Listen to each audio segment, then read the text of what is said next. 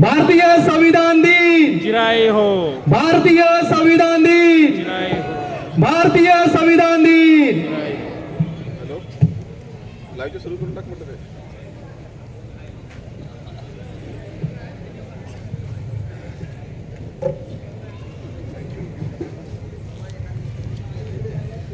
लवकर समोर जाऊन स्टँड समोर लवकर स्टँड लावून दे जाऊ समोर लावून दे. तिथं लाव सन्माननीय विचारमंचाच्या समोरील आपण सर्व सन्माननीय परिवर्तनाच्या लढ्यात ज्या ज्या महामानवांनी महानायिकांनी योगदान दिलं त्या सर्व महामानवांना महानायिकांना विनम्र अभिवादन करत पण दिसत नाही.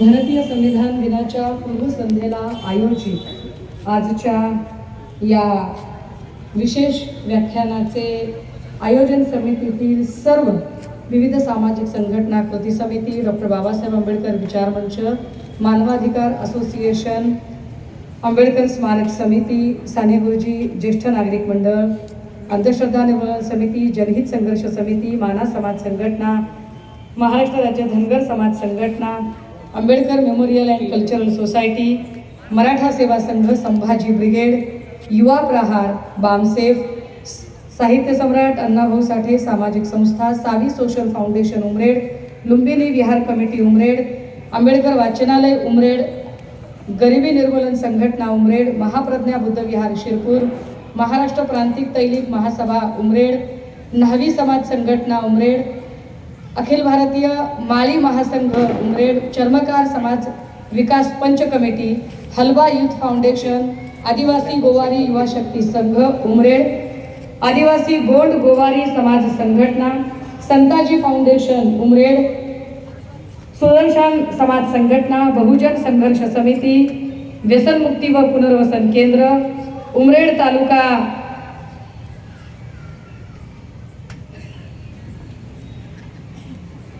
बुद्धविहार कमिटी कावरा पेठ, आदिवासी हलवी समाज व कर्मचारी उत्कर्ष समिती, सम्राट अशोक महाबौद्ध विहार स्मारक समिती आणि ओबीसी सेवा संघ उमरेड या कार्यक्रमाच्या निमित्ताने आवर्जून उपस्थित असलेले या विधानसभेचे लोकप्रिय आमदार आयुष्यमान राजेंद्र दादा, तद्वतच या कार्यक्रमासाठी आवर्जून उपस्थित असलेल्या आशीर्वाद देण्यासाठी आलेल्या ज्येष्ठ स्वातंत्र्य सेनानी आयुष्यमती लीलाताई चितळे, माझ्या आधी बोलणाऱ्या अरुणाताई सबाने, प्रकाश वारेजी, झुरमुरे, इकडे खूप सारी नावं मला ओळखीची दिसत आहेत. हमारे जावेद भाई इधर आहे आणि आमचे देवेंद्रजी गोडबोले, सुरेशजी साखरे, अनेक मंडळी मान्यवर उपस्थित आहेत. सर्व डिजिटल आणि प्रिंट माध्यमांचे प्रतिनिधी.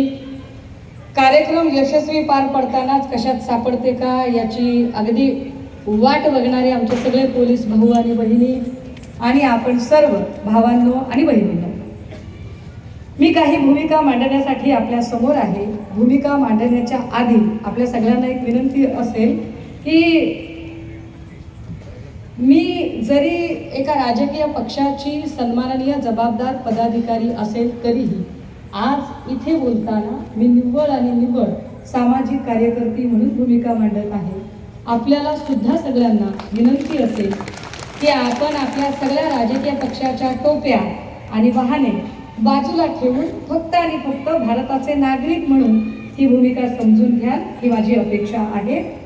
मंडळी, भारतीय संविधानाच्या संबंधाने भूमिका मांडते आणि भूमिका मांडताना बऱ्याचदा लोकांना संविधान म्हणजे काय इथून सुरुवात करायला लागते.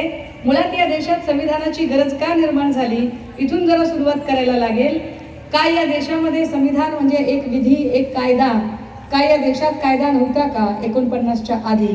तर निश्चितपणे 49च्या आधी या देशामध्ये कायदा होता, पण तो इंग्रजांचा कायदा होता. मग इंग्रजांच्या आधी या देशात कायदा नव्हता का? तर इंग्रजांच्याही आधी या देशात कायदा होता, पण ते वेगवेगळ्या संस्थानिकांचे नीती नियम होते. त्याआधी काही कायदा होता का? तर त्याआधी काही कायदे होते, पण ते म्हणून सांगितलेले कायदे होते.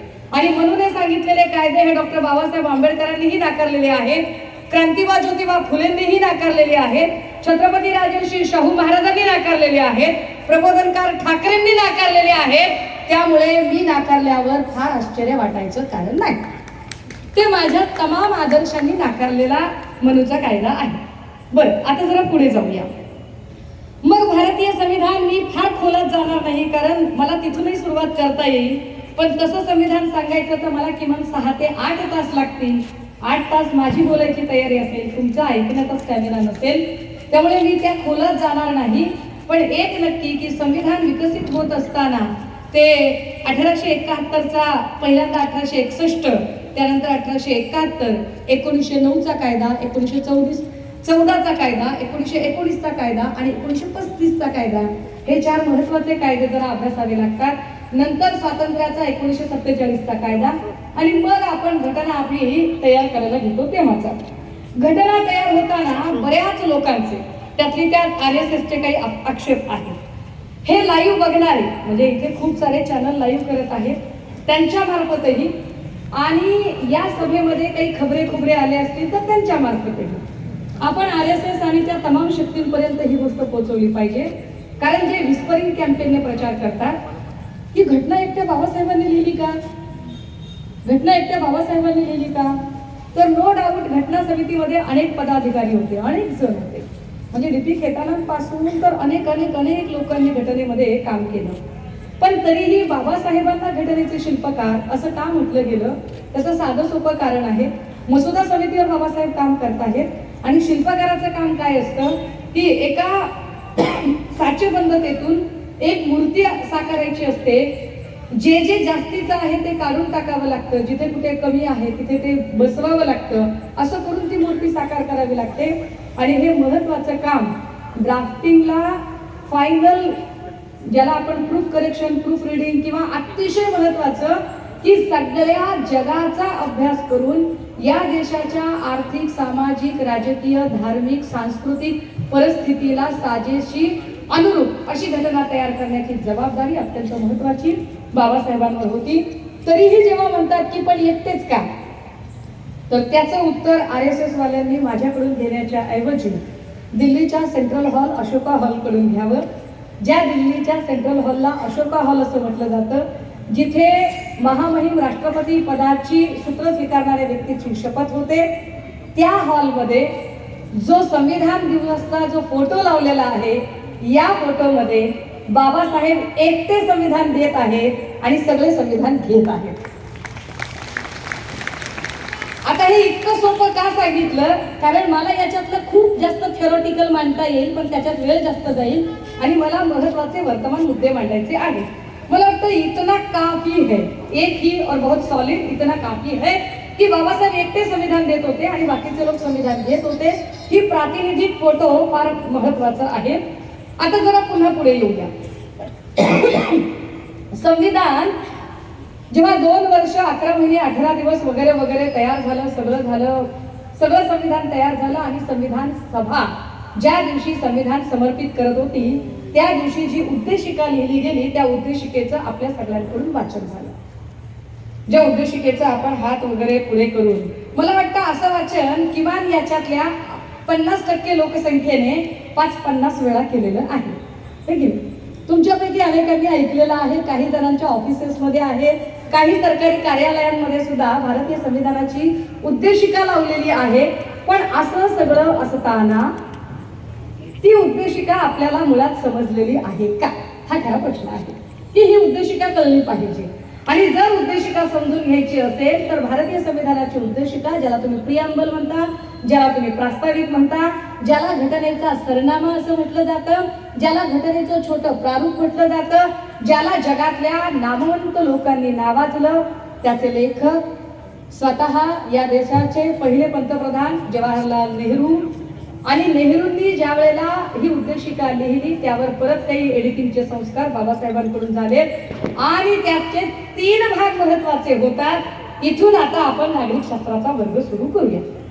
आता आपला वर्ग, दादा हो, संविधानात उद्देश पत्रिका अत्यंत महत्वाची. उद्देश पत्रिकेचे 3 महत्वाचे भाग, त्यातला पहिला भाग आहे उद्देशिकेचा, प्रास्ताविकाचा. तो म्हणजे घटनेची निर्मिती कशी झाली, ही घटना निर्माण कुणी केली, ज्याला आम्ही इंग्रजीत म्हणतो origin of the constitution. UPSC MPSC चे लेकर असतील तर जरा काळजीपूर्वक ऐका. कारण हा भाग 14 मार्काला तुमच्या एमपीएससीच्या सिलेबसमध्ये आहे, UPSCला पण हा सिलेबसला आहे. जे नव्यानं आमचे पोलीस भरती PSI झालेली लेकरं असतील त्यांना सुद्धा हा भाग व्यवस्थित कळेल जे मी सांगायचा प्रयत्न करते. संविधानाची उद्देश पत्रिका, त्याचा पहिला भाग घटनेची निर्मिती, ओरिजिन ऑफ द कॉन्स्टिट्यूशन. ही घटना निर्माण कुणी केली? संविधान सभेच्या वेगवेगळ्या जेव्हा बैठका चालू होत्या आणि त्या बैठकांमध्ये चर्चा चालू होत्या की याची सुरुवात कशी करावी, घटना कुणी तयार केली. त्यावेळेला वेगवेगळ्या धर्माचे जे प्रतिनिधी होते ते प्रतिनिधी आपापल्या परीने भूमिका मांडत होते. त्यामध्ये जे हिंदू प्रतिनिधी होते ते सांगत होते सुरुवात कशी करा, सर्व साक्षी ईश्वराला प्रमाण माना. बाकीचे म्हणाले अहो असं नाही चालणार. का बरं? तुम्ही ईश्वराला प्रमाण मानून म्हणाला तर फक्त हिंदूच ऐकतील, बाकीचे लोक ऐकतील का? त्यांचं काय करायचं? मुस्लिम उठले, मुस्लिम प्रतिनिधी म्हणाले अल्लाह को हाजिर नाजिर मान के ऐसे शुरुआत करो. अरे फिर वो अल्लाह को मानने वाले लोग फिर इसका अमल करेंगे, बाकी लोगों का क्या होगा? त्याच वेळेला ख्रिश्चन प्रतिनिधी हे सांगत आहेत किंवा त्या विचारधारेने प्रभावित झालेले लोक सांगत आहेत in the name of God. अशी सुरुवात करता येईल का? जे शीख प्रतिनिधी आहेत ते सांगत आहेत वाहेगुरु की खालसा वाहेगुरु के फतेह. अशी सुरुवात करता येईल का? त्या काळामध्ये बुद्धिझमचं धम्मचक्र प्रवर्तन झालेलं नव्हतं, ते 56ला झालेलं आहे. त्यामुळे निश्चितपणे तिकडे बौद्ध किंवा बुद्ध किंवा सर्वसाक्षी बुद्ध वगैरे असे काही उल्लेख नाहीयेत. आता या सगळ्यातलं स्वीकारायचं काय? समजा ईश्वराच्या नावाने केलं तर कदाचित मुस्लिम, जैन, बौद्ध ऐकणार नाहीत. गुरु नानकांच्या नावाने किंवा वाहेगुरुच्या नावाने सुरुवात केली तर शीख ऐकतील पण बाकीच्या धर्माचे ऐकणार नाहीत. इस्लामच्या नावाने सुरुवात केली तर इस्लाम ऐकतील, बाकीचे धर्म ऐकणार नाहीत. मग काय करावं? आणि नेहरू आणि बाबासाहेब दोघेही जण एक ठरवत आहेत आणि सुरुवात काय येते? We the people of India, आम्ही भारतीय लोक आमच्या प्रती हे संविधान अंगीकृत समर्पित करत आहोत. आम्ही भारतीय लोक.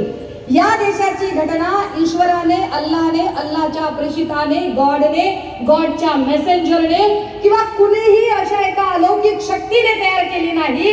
तर या देशाची घटना ही पूर्णतः ही भारतातल्या लोकांनी, भारतातल्या लोकांच्यासाठी, भारतातल्या लोकांकडून तयार करून घेतली. By the people, for the people, of the people.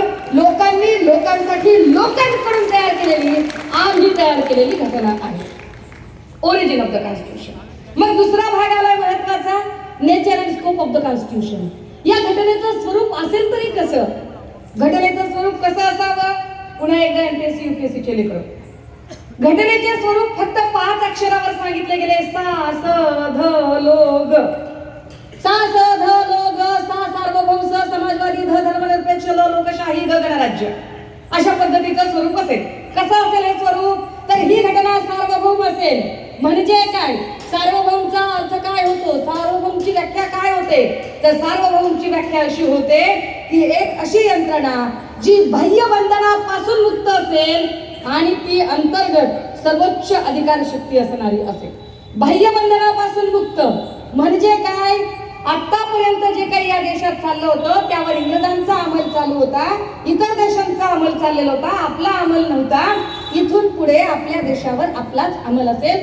सर्वोच्च शक्ती ही आपल्याच देशाची असेल आणि अंतर्गत शक्ती सुद्धा आपल्याच देशाची असेल. त्याला म्हटलं गेलं सार्वभौम शक्ती.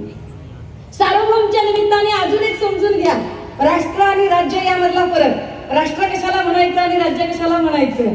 काही लोक म्हणतील की भारत हे राष्ट्र आहे आणि महाराष्ट्र हे राज्य आहे. चूक, एकदम चूक. राज्यशास्त्राच्या भाषेमध्ये महाराष्ट्र हे राष्ट्र आहे, कर्नाटक हे राष्ट्र आहे, तमिळनाडू हे राष्ट्र आहे आणि भारत हे राज्य आहे. कसं? पटवून देऊया. साधं सोपं नीट समजून घ्या की राष्ट्रीय संकल्पनेसाठी एकत्वाची भावना फार गरजेची असते, पण राज्य या संकल्पनेसाठी 4 महत्वाचे घटक लागतात. एक भूप्रदेश, दुसरं सरकार, तिसरं या भूप्रदेश, सरकार, सार्वभौमत्व आणि लोकसंख्या. आता विचार करा की काय तमिळनाडू किंवा महाराष्ट्राला भूप्रदेश आहे का? तो बाबा आहे ना. आपल्याकडे 720 किलोमीटरची किनारपट्टी आहे, सह्याद्रीच्या पर्वतरांगा आहेत, ह्या सगळ्या नद्या, नाले, पर्वत. आपल्याकडे भूप्रदेश विपुल आहे. भारताकडे भूप्रदेश आहे का? आहे. एकीकडे कन्याकुमारी आहे, काश्मीर आहे, 3 बाजूंनी महासागरांनी वेढलेला आहे, हिमालय पर्वत आहे, चौथ्या बाजूला भूप्रदेश भारताला पण आहे. काय आपल्याकडे लोकसंख्या आहे का? एवढ्या एका बाबतीत आमचा विचार नाही का? हे आमच्याकडे सगळ्यात जास्त आहे. ते भारतात, महाराष्ट्रात विपुल प्रमाणात आहे, लोकसंख्या आहे आमच्याकडे. काय आमच्याकडे सरकार आहे का? आता आहेच म्हणायचं, काय करणार, आहेच म्हणायला लागेल की आमच्याकडे भारतातही सरकार आहे आणि महाराष्ट्रातही सरकार आहे. भारतातलं सरकार तसं फार अवतारी पुरुषांचं सरकार आहे. आज काय पायलटच झाले होते म्हणे. तर असं आपल्याकडे सरकार आहे, भारतात सरकार आहे. महाराष्ट्रात सरकार आहे का? तर महाराष्ट्रात पण सरकार आहे. म्हणजे काही का असे ना, हो, पण सरकार आहे. भले ते पक्ष फोडून का असे ना, पण सरकार आहे. बरं, सार्वभौमत्वाची काय परिस्थिती आहे बरं? सार्वभौमत्व महाराष्ट्राकडे आहे का? सार्वभौमत्व म्हणजे काय? निर्णय घेणारी सर्वोच्च यंत्रणा जी बाह्यबंधनापासून मुक्त असेल, तर महाराष्ट्राच्या अंतर्गत निर्णय घेणारी सर्वोच्च यंत्रणा ही फडणवीस, पवार, शिंदेची आहे, हे नक्की. पण ती बाह्यबंधनापासून मुक्त आहे का? नाही. जरा काही झालं की दिल्लीला जायला लागते. अगदी डेंग्यू झाला तरी दिल्लीला जायला लागते, इलाज नाही त्याला. दिल्लीला जाण्याशिवाय काही भाग नाही, कारण बाह्य बंधन आहे. कुणाचे? दिल्लीचे, केंद्राचे बंधन आहे. ओके. पण भारताचा विचार केला तर सर्वोच्च यंत्रणा कोणती निर्णय घेणारी? तर पंतप्रधान, राष्ट्रपती. बाह्य बंधनापासून मुक्त आहे का? निश्चित मुक्त आहे, कारण तिथे कुणाचे बंधन नाहीये. म्हणजेच काय, भारत हे राज्य आहे. म्हणूनच आपण म्हणतो की भारत हे संघराज्य आहे आणि महाराष्ट्र हे घटक राज्य आहे, म्हणजे राज्याचा घटक आहे. घटक राज्य शब्दाचा सामासिक विग्रह काय येतो? राज्याचा घटक आहे. मला जेवढं सोपं करून सांगता येईल कायदा, मी तेवढं सोपं करून सांगायचा प्रयत्न करते. तर ही देशाची राज्यघटना कशी असेल? सार्वभौम असेल, म्हणजे बाह्यबंधनापासून मुक्त असेल. एक दुसरा महत्वाचा शब्द येतो, सार्वभौम समाजवादी. समाजवादी असेल ही घटना. समाजवादी असेल म्हणजे कशी? जेव्हा देश स्वतंत्र झाला तेव्हा संपूर्ण जग 2 मोठ्या विचारधारांमध्ये, 2 अर्थव्यवस्थांमध्ये विभागलेलं होतं. एक होती भांडवलदारी अर्थव्यवस्था, म्हणजे काय, सगळी उत्पन्नाची साधनं व्यक्तिगत मालकीची असतील, जी अमेरिकेची व्यवस्था होती. एक होती जी उत्पन्नाची सगळी साधनं राज्याच्या मालकीची असतील, म्हणजे रशियाची साम्यवादी व्यवस्था होती. या दोन्हीकडे जाणं आपल्याला परवडणार नव्हतं, म्हणून आपण एक मध्यम मार्ग निवडला की काही उद्योग राज्याच्या मालकीचे, काही उद्योग व्यक्तीच्या मालकीचे. आम्ही असा मध्यम मार्ग निवडत आहोत. आम्ही समाजवादी आहोत. आम्ही मध्यम मार्गी आहोत. ना आम्ही कॅपिटलिस्ट आहोत, ना आम्ही कम्युनिस्ट आहोत. आम्ही कम्युनिस्ट का नाही आहोत त्याचं अजून एक कारण आहे की कम्युनिस्टांचा विचार रशिया मधल्या लोकांमध्ये जो रुजला तो अजून वेगळ्या पद्धतीने. रशियामध्ये क्लास कॉन्फ्लिक्ट होता, किंवा मार्क्स जे सांगत होता तो वर्ग संघर्ष सांगत होता. भारतामध्ये वर्ग संघर्षापेक्षा सुद्धा जात संघर्ष फार मोठा आहे. इथे क्लास कॉन्फ्लिक्ट नाहीये, इथे कास्ट कॉन्फ्लिक्ट आहे. चला जरा पुढे जाऊया. सार्वभौम, समाजवादी, धर्मनिरपेक्ष कशी असेल ही घटना? हा कायदा कसा असेल? हा कायदा धर्मनिरपेक्ष असेल. म्हणजे काय? कुठल्याही एका धर्माचे वर्चस्व या कायद्यावर असणार नाही. कुठलाही एक धर्म या राज्याचा, या देशाचा प्रमुख धर्म म्हणून ओळखला जाणार नाही. उदाहरणादाखल जेवढं समजेल तेवढं सोपं करून सांगायचा प्रयत्न करते. पोलीस दादा तेवढ्याला लांबून चेहरा दिसायचा नाही, रेकॉर्ड करायला असं पुढे या. आणि लय कायदा माझ्या बापाने लिहिलाय, तुम्ही काहीच काळजी करू नका. माझ्या बापाने लिहिलं काय? काय सांगितलं मी? तिसरा शब्द धर्मनिरपेक्ष. विचार करा की पाकिस्तान असेल, इराण, इराक, कुवेत, इस्रायल असेल, ही राष्ट्र इस्लामिक राष्ट्र म्हणून ओळखली जातात. जपान असेल, नेपाळ असेल, थायलंड असेल, चायना असेल, तिबेट असेल, ही राष्ट्र बौद्ध राष्ट्र म्हणून ओळखली जातात. अमेरिका असेल, इटाली असेल, किंवा फ्रान्स असेल, इंग्लंड असेल, ही राष्ट्र ख्रिश्चन राष्ट्र म्हणून ओळखली जातात. पण भारत असं एका नावाने ओळखलं जात नाही. भारतामध्ये सगळ्याच धर्मांचे सह अस्तित्व आहे. भारतामध्ये हिंदू आहे, बौद्ध आहे, ख्रिश्चन आहे, जैन आहेत. सगळ्याच धर्माचे लोक भारतामध्ये राहतात.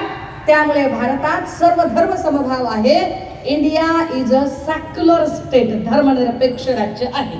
मध्ये भाजपचे अध्यक्ष, तत्कालीन अध्यक्ष राजनाथ सिंग यांनी धर्मनिरपेक्षतेच्या ऐवजी पंथनिरपेक्ष असा शब्द वापरला आणि ते म्हणाले की सेक्युलर शब्द का जो भाषांतरण है अंग्रेजी में वो पंथनिरपेक्ष होता है. मला कमाल वाटली राजनाथ सिंगांना इंग्रजी शिकवणारा मास्तर कोण असेल. म्हणजे शिकवणी सुद्धा चांगल्या मास्तर कोणी लावली पाहिजे ना. सेक्युलरिझम नावाचा जो शब्द आहे हा सेक्युलरिझम नावाचा शब्द याचं सही जे भाषांतरण आहे हे भाषांतरण धर्मनिरपेक्षच होऊ शकतं कारण पंथ ही धर्माच्या नंतर येणारी गोष्ट आहे. प्रत्येक धर्मामध्ये पंथ आहेत. मग ते हिंदूमध्ये शैव वैष्णव असतील, जैनांमध्ये श्वेतांबर दिगंबर असतील, अगदी त्याच पद्धतीने बौद्धांमधले पंथ हिनयान महायान असतील किंवा इस्लाममध्ये शिया सुन्नी असेल. प्रत्येक धर्मात पंथ आहेत. पंथ निरपेक्ष हे त्याचं भाषांतरण होऊ शकत नाही. ते धर्मनिरपेक्षच असतं. भारत हा सर्व धर्मांना समान लेखणारा देश आहे. आता पुन्हा एकदा नीट समजून घ्या. सर्व धर्म समभाव कसं तुम्हाला समजेल अशा सोप्या भाषेत सांगायचा प्रयत्न करते. या सगळ्यांच्या मध्ये जे काही एकूण या सगळ्यांच्या मध्ये भारत हा सगळ्या धर्मांना एकत्रित करणारा, सगळ्या धर्मांना समान लेखणारा धर्म असेल असे का सांगितले गेले तर त्याचं कारण, त्याचं एक सोपं उदाहरण सांगते. तुमच्या प्रत्येकाच्या घरामध्ये जे कॅलेंडर आहे, दिनदर्शिका आहे, ती कुठल्याही कंपनीची असू देत, ती कालनिर्णय असू देत, महालक्ष्मी असू देत, बौद्ध पद्धतीची असू देत, इस्लामिक पद्धतीची असू देत, कुठल्याही पद्धतीची असू देत, या कॅलेंडरला जर तुम्ही काढून बघितलं तर या कॅलेंडरमध्ये सगळ्याच धर्माच्या नावाने तुम्हाला काही सण साजरे करण्याची सरकारी मुभा मिळते. जशी महाशिवरात्रीची तुम्हाला सुट्टी मिळते किंवा दिवाळीची सुट्टी हिंदूंना मिळते, अगदी त्याच पद्धतीने मुस्लिमांना ईद ए मिलाद असेल, रमजान ईद असेल किंवा बकरी ईद असेल त्याची सुट्टी मिळते. त्याच पद्धतीने जैन भावंडांना महावीर जयंतीची सुट्टी मिळते किंवा ख्रिश्चन भावंडांना गुड फ्रायडे, ईस्टर संडे आणि नाताळाची सुट्टी मिळते. त्याच पद्धतीने शीख भावंडांना गुरु नानक जयंतीची सुट्टी मिळते. म्हणजे इथे सगळ्याच धर्माचे सण उत्सव सारख्याच पद्धतीने साजरे केले जातात. पण हे बऱ्याच लोकांच्या लक्षात येत नाही. असो, आपण त्याच्यावर पुन्हा जाऊया. आता याच्यानंतर पुन्हा जरा पुढे जाऊया की सार्वभौम समाजवादी धर्मनिरपेक्ष कशी असेल ही घटना. ही घटना लोकशाही मूल्यांना जपणारी असेल. लोकांनी लोकांसाठी चालवलेले राज्य म्हणजे लोकशाही. ही घटना लोकशाहीची असेल. या घटनेमध्ये प्रत्येकाला एक अधिकार असेल. ते अधिकार काही असतील ते पुन्हा अजून आपण कलम बाय कलम समजून घेऊया. मला उद्देश पत्रिका जरा थोडक्यात तुम्हाला समजावून सांगायची आहे. मग सांगितलं गणराज्य कशी असेल घटना तर गणराज्य पद्धतीची असेल. गणराज्य म्हणजे काय तर त्याच्यात सांगितलं king should be born by the ballot box, it should not be born by the king stomach. राजा राजाच्या पोटी नाही, राजा मतपेटीतून जन्माला आला पाहिजे. राजा राजाच्या पोटी नाही, राजा मतपेटीतून जन्माला आला पाहिजे. अशा पद्धतीची ही घटना सांगितली आणि भाजपने नेमका या वाक्याचा त्यांना वाटेल तसा अर्थ लावायला सुरुवात केली. भाजप असं म्हणालं की अरे जर तुम्ही म्हणताय की घराणेशाहीला विरोध आहे तर मग तुमच्याकडे कशी काय घराणेशाही चालते, कुठे घराणेशाही चालते. एक लक्षात घ्या, नेहरूंच्या नंतर फक्त नेहरूंच्या कन्या आहेत म्हणून इंदिराजी लगेच पंतप्रधानाच्या गादीवर बसल्या नाहीत. तर नेहरूंच्या नंतर इंदिराजींना लोकांमध्ये जावं लागलं, निवडणूक लढवावी लागली आणि निवडणूक लढवल्यावर जिंकल्यानंतर त्या आल्या, हरल्यानंतर त्यांनाही पाय उतार व्हावं लागलं. राहुलजी जेव्हा हरतात त्यावेळेला ते पाय उतार असतात. ते जिंकले तर त्या गादीवर बसतील, लोकांमधून जिंकले तर बसतील, नाही जिंकले तर नाहीत बसणार. इतकं सरळ आहे ते. त्यामुळे भाजपाने जे चुकीचे अर्थ लावून चुकीचे प्रचार करण्याचा प्रयत्न केला तो फार मनोरंजक आहे आणि त्या रंजक प्रवासाकडे आपण हळूहळू जाणार आहोत. भारतीय राज्यघटनेचा निर्मिती कुणी केली तर आम्ही केली. नेचर अँड स्कोप कसं असेल तर सा स ध लो ग सार्वभौम समाजवादी धर्मनिरपेक्ष लोकशाही गणराज्य असेल. एम्स अँड ऑब्जेक्ट्स काय असतील, ही घटना का तयार केली आहे, ह्या घटनेचं उद्दिष्ट काय आहे, एम काय आहे, याचा आखरी मंजिल काय आहे, कशासाठी आहे? तर त्यात सांगितलं, साधं सोपं सांगितलं, सामाजिक आर्थिक राजनैतिक न्याय. सामाजिक आर्थिक राजनैतिक न्याय. सामाजिक न्याय म्हणजे काय? व्यक्ती व्यक्तीमध्ये भेदाभेद असणार नाही. हा लहान तो मोठा, हा नीच तो उच्च, हा स्पृश्य तो अस्पृश्य, असा कुणालाही भेद करता येणार नाही. सामाजिक न्यायाच्या प्रस्थापनेचे तत्व जोपासले जावे, हे प्रधान भूमिका आणि यासाठीच कायदा काम करेल असे सांगितले गेले. आता असं होतंय का, असा जेव्हा तुम्ही प्रश्न विचारता तेव्हा मात्र त्याचं उत्तर देणं कठीण जातं. कारण आपण अनेक ठिकाणी बघतो, म्हणजे बाकीच्या सगळ्यांचं जाऊ द्या बाबा, पण कायद्याची बूज ठेवणारी जी आमची सगळी पोलीस यंत्रणा असते, जे आमचे सगळे पोलीस भावंड इथं बंदोबस्तासाठी आहेत, त्यांच्याकडून तरी तो सामाजिक न्याय प्रस्थापित करण्याचा विचार केला जातो का? तर सत्ताधाऱ्यांचा किंवा फार मोठा कोणी गेला तर त्याची FIR लिहून घेतली जाते, विरोधकांमधला गेला तर FIR होतच नाही. दादा तुम्ही तुमच्याच मनाला तुम्ही विचार करा बरं का, माझं काहीच नाही त्याच्यामध्ये. म्हणजे काही पोलिसांच्या चेहऱ्यावर स्मित हास्य उमटतं, याचा अर्थ माझ्या बोलण्याला एक मुखसंमती सुद्धा मिळते. असो, सामाजिक न्याय प्रस्थापित झाला पाहिजे, आर्थिक न्यायही प्रस्थापित झाला पाहिजे. आर्थिक न्याय म्हणजे काय? सत्ता आणि संपत्तीचे फेरवाटप करताना प्रत्येकाला आपली रोजीरोटी सम्यक मार्गाने मिळवण्याची संधी मिळाली पाहिजे. तिसरं सांगितलंय राजनैतिक न्याय. आता हा राजनैतिक न्याय म्हणजे काय? तर राजनैतिक न्यायामध्ये दोन महत्वाच्या गोष्टी येतात. ते म्हणजे एक व्यक्ती एक मत, हे फार महत्वाचं आहे. जर ते तसं नसतं तर कदाचित गावखेड्यातल्या, झोपडपट्टीतल्या, गरीब वस्तीतल्या, अगदी छोट्या वस्तीतल्या लोकांना पुढाऱ्यांनी हिंग लावून सुद्धा विचारलं नसतं. तो एक मताचा अधिकार आहे म्हणून निवडणुकीत का होईना झोपड्यांमध्ये ते झुकून हात जोडून जातात. ही या संविधानाची देण आहे की तो एका मताचा अधिकार आहे. आणि ते एक मत कसं आहे तर इथल्या अदानी अंबानीला सुद्धा एकच मत देण्याचा अधिकार आहे. असं नाही की अदानी अंबानी म्हणजे तो जसा हजारो शेअर्स विकत घेऊ शकतो आणि आपले मित्र असणाऱ्या शेठजींच्या मदतीने करलो दुनिया मुठ्ठी में म्हणू शकतो, तसा तो इकडे करलो बॅलेट बॉक्स मुठ्ठी में म्हणू शकत नाही. त्याला सुद्धा एकच मत देण्याचा अधिकार आहे. आणि अगदी गावखेड्यातल्या, गरीब झोपडपट्टीतल्या, फुटपाथवर राहणाऱ्या माणसाला त्याला सुद्धा एकच मत देण्याचा अधिकार आहे. हा राजनैतिक न्याय आहे. राजनैतिक न्यायाचं अजून एक दुसरी कंडिशन अशी आहे की 18 वर्ष पूर्ण करणारी व्यक्ती, ती कुठल्याही जातीची असो, धर्माची असो, जात धर्म लिंग याची कुठलीही अट न ठेवता 18 वर्ष पूर्ण करणाऱ्या प्रत्येक व्यक्तीला मत देण्याचा अधिकार आहे. आणि 21 वर्ष पूर्ण करणाऱ्या प्रत्येकाला निवडणुकीला उभं राहण्याचा अधिकार आहे.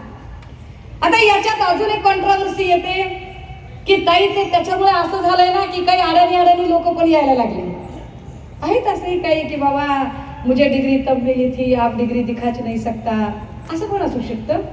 पण सुरुवातीच्या काळाला शिक्षण ही अट ठेवली गेली नाही. त्याचं काय कारण होतं तेही समजून घ्या. अगदी सुरुवातीच्या काळाला शिक्षण ही अट ठेवलीच गेली नाही. त्याचं महत्वाचं कारण हे होतं की ज्या काळामध्ये घटना तयार झाली होती त्या काळातला साक्षरतेचा टक्का हा 40% पेक्षा सुद्धा कमी होता. आणि जे शिक्षण होतं ते फक्त आणि फक्त प्रस्थापित उच्चवर्गीयांकडेच होतं. अशा परिस्थितीमध्ये जर शिक्षणाची अट ठेवली असती तर गोरगरीब कष्टकरी समूहातलं एखादं लेकरू पार्लमेंट किंवा असेंब्ली पर्यंत पोहोचू शकलं नसतं. त्याला जर पार्लमेंट आणि असेंब्ली पर्यंत पोहोचवायचं असेल तर आधी शिक्षणाची अट, आता आहे का साक्षरतेचं प्रमाण, तर आता नक्की आहे, आता ती अट करायला हरकत नाही.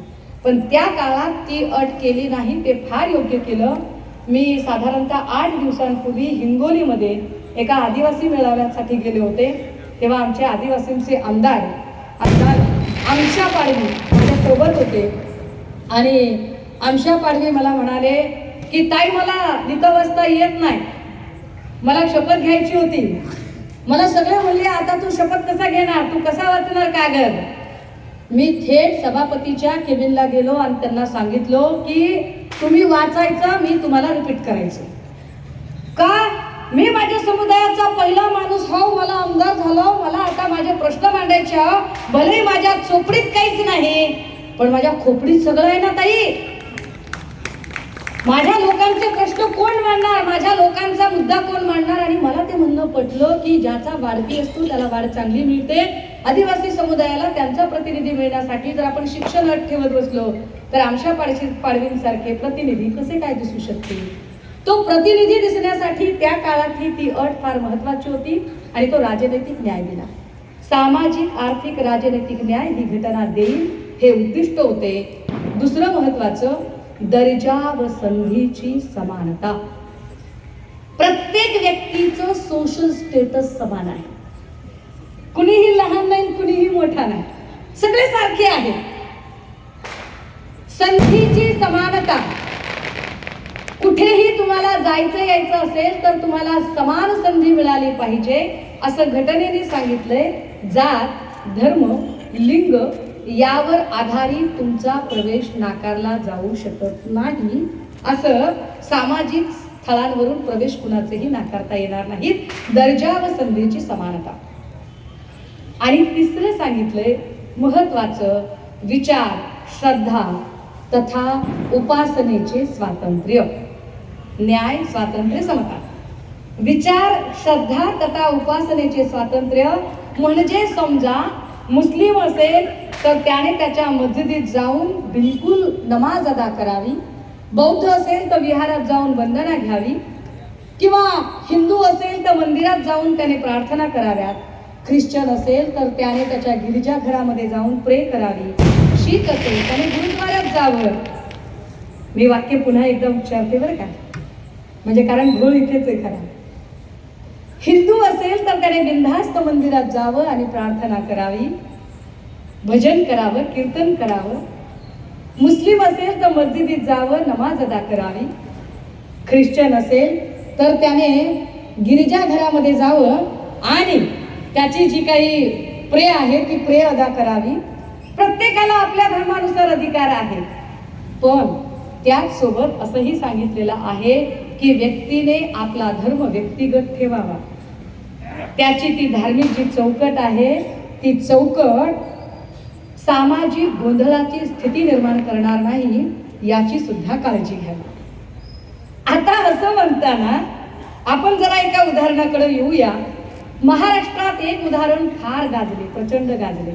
सकाळी एका पत्रकाराने मला प्रश्न विचारला की तुम्ही ह्या सगळ्यांकडे कसं बघता बरं, काय प्रकरण होतं. तर अमरावतीच्या खासदार नवनीत राणा या हनुमान चालिसेसाठी मुंबईमध्ये आल्या. हनुमान चालिसा म्हणण्याला विरोध आहे का त्यांच्या? अजिबात नाही. त्यांना म्हणायची का हनुमान चालिसा? त्यांनी दिवस रात्र म्हणाली. नुसती हनुमान चालिसाच का बरं? त्यांनी हनुमान चालिसा म्हणावी, त्यांनी अथर्वशीर्ष म्हणावं, त्यांनी अथर्ववेद असेल, ऋग्वेद असेल, यजुर्वेद असेल, सामवेद असेल, ह्या सगळ्या वेदांमधलं जे जे म्हणायचे ते म्हणावं. स्मृती वाचावी, श्रुती वाचावी, पुराण वाचावं. मत्स्य पुराण असेल, कच्छ पुराण असेल, गरुड पुराण असेल, वराह पुराण असेल, कुर्म पुराण असेल, ही सगळी पुराणं वाचावी. त्यांनी ज्ञानेश्वरी वाचावी, गाथा वाचावी. त्यांनी सगळेच्या सगळे सप्ते लावावे. काय त्यांना करायचं ते करावं. विरोध आहे का त्यांना? नाही. पण हे कुठे करायला पाहिजे? त्यांनी त्यांच्या घरात करायला पाहिजे. त्या कुठे करता आहेत? मुख्यमंत्र्यांच्या घरासमोर. आता मुख्यमंत्र्यांच्या घरासमोर आंदोलन करू नये का नवनीत राणांनी? तर नवनीत राणाच काय, कुणीही आंदोलन करू शकतं. त्यांना आंदोलनाचा अधिकार आहे, केलं पाहिजे त्यांनी. पण आंदोलन कशासाठी व्हायला पाहिजे? समजा त्या मेळघाट मधले काही प्रश्न त्यांना मांडायचे आहेत, समजा मतदारसंघातली काही अडचण आहे आणि त्यासाठी ते तिकडे गेलेले आहेत, समजा तिथे काही त्यांना त्यांच्या मतदारसंघात भेडसावणारे प्रश्न आणि त्या संबंधाने निधी उपलब्ध होत नाहीये आणि म्हणून त्या मुख्यमंत्र्यांकडे गेलेले आहेत, त्यांनी बिनधास्त बोलावं. पण हे सगळं करण्याच्या ऐवजी तिथे जर त्या धार्मिक स्तोम माजवण्याचा प्रयत्न करतील तर ते मात्र भारतीय संविधानात अजिबात बसत नाही. कधीही बसत नाही ते. मग काही लोक म्हणाली, ओ बाप रे, तुम्हाला कळलो का म्हणे? काय ताई, तुम्ही लय भाचा भाचा म्हणता, तुमचा लाडका भाचा म्हणता. अहो, श्रीकांत शिंदेने पार्लमेंट मध्ये हनुमान चालीसा वाचली. काही लोकांना लयच कौतुक वाटलं. दादा हो, तुम्ही विचार करा, हनुमान चालीसा पाठ असणे चांगली गोष्ट आहे का? तर नक्की चांगली गोष्ट आहे, अगदीच चांगली गोष्ट असली पाहिजे. हनुमान चालीसा पाठ केली पाहिजे, अथर्वशीर्ष पाठ केलं पाहिजे. सगळ्या आरत्या अगदी लवथवती विक्राला ब्रह्मांडीवाळा विषयकंठी काळा त्रिनेत्री ज्वाळा लावण्य सुंदर मस्तकी वाळा ते थोडी या जळ निर्मळ वाहे जुळ जुळा जय देव हे म्हटलं पाहिजे. हा, किंवा दुर्गे दुर्गटा भारी तुझे संसारी अनाथना ते अंबे गुणा विस्तारी वारी वारी जन्म मरणा ते वारी हारी पडलो आता संकट निवारी. म्हणा की कोण नको म्हणते, म्हणा ना. किंवा अजून काही म्हणायचंय का? अजून वेगळं काही म्हणायचंय का? तेही म्हणा. हा, किंवा तुम्हाला अजून काही म्हणायचंय का? राम नाम घ्या तुम्ही तसे नका जाऊ, प्रसाद घ्या तुम्ही उगे नका राहू. प्रसाद केला दया दुधाचा फेरा चुकवला, जन्म मरणाचा एके जनार्दनी प्रसाद केला, जन्म मरणाचा फेरा चुकविला. म्हणा, विरोध आहे का त्याला काही? पण राजे हो, ह्याचा कधी विचार केलाय का भारतीय जनतेने की अरे हनुमान चालीसा, अथर्वशीर्ष किंवा काय जे असेल ते, म्हणजे हिंदू धर्मातलं हनुमान चालीसा, अथर्वशीर्ष, सगळे पुराण स्तुती स्मृती वेद काय जे असेल ते असेल. हे हे हे कुणासाठी लागतं? ही पात्रता कशासाठीची आहे? ही पात्रता खासदारासाठीची आहे का? ही पात्रता आमदारासाठीची आहे का? ही पात्रता लोकप्रतिनिधीसाठीची आहे का? अरे ही पात्रता एखाद्या मठाचा मठाधिपती किंवा पुजारी होण्यासाठीची आहे की नाही? अगर किसी को नमाज अदा करनी है और नमाज में वह बोल रहा है बिस्मिल्लाहिर्रहमानिर्रहीम लीला लीला लीला मोहम्मद या रसूलुल्लाह, म्हण की बाबा, अजून म्हण. अलीम कलीम रे के सही तरी काय काय म्हणायचे की म्हण, कोण नको म्हणतंय, म्हण की.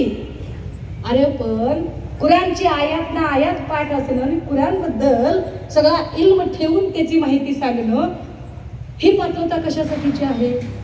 ही पात्रता मौलवी असण्यासाठीची आहे. बायबल माहिती असणं ही पात्रता फादर किंवा फॉस्टर होण्यासाठीची आहे. लोकप्रतिनिधी होण्यासाठी हनुमान चालीसेची पात्रता लागते. हा नवा पायंडा नरेंद्र मोदी आणि सरकार कसा पाडू शकतं हे का सांगावं लागतं राजे हो?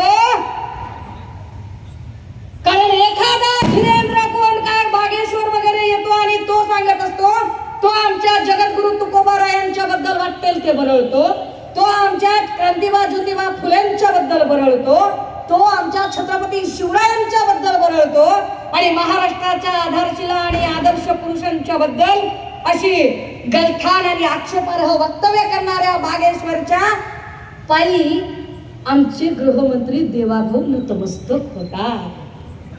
आता देवाभाऊंनी काय करायचं? देवाभाऊंना मठात पुजारी व्हायचंय का मुख्यमंत्री व्हायचंय? मुख्यमंत्री व्हायचं असेल तर त्यांना राज्याचा सामाजिक सांस्कृतिक आर्थिक भौगोलिक अभ्यास असला पाहिजे. राज्यातल्या 22 जिल्ह्यांच्या दुष्काळाची माहिती असली पाहिजे.